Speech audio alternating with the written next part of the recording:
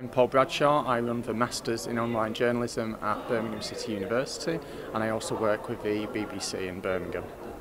One of the great things about Edward Snowden's revelations is that it made a much larger number of people aware of just how widespread surveillance and data collection is. So I spoke about the need for security and protection of sources with journalists.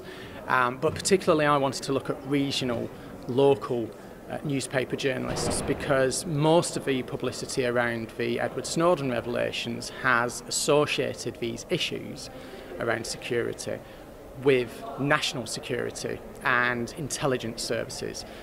In reality, there's also a lot of surveillance and data interception taking place at a very local level with police forces, with local bodies, local councils, local authorities.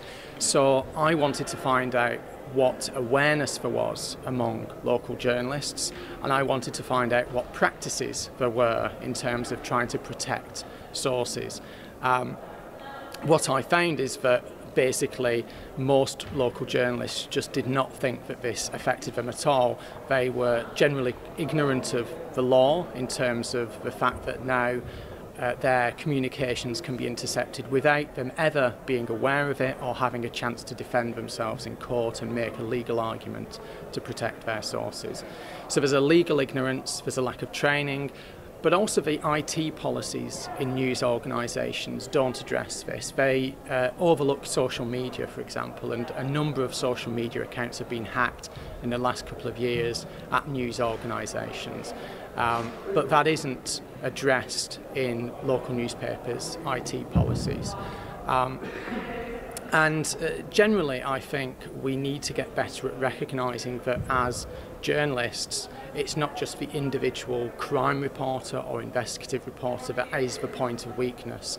Every reporter in that organisation is a potential vulnerability when we're so networked in what we do.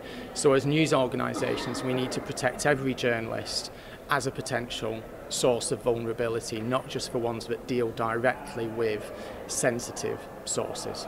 My particular interest at the moment is in making data journalism easier, which is really what it's always been, certainly for a good few years now. And in particular, I'm looking at automation, ways of taking out some of the barriers to local journalists in particular doing data journalism. At a national level, we have a lot of decent data journalism, but at a local level we need that as well.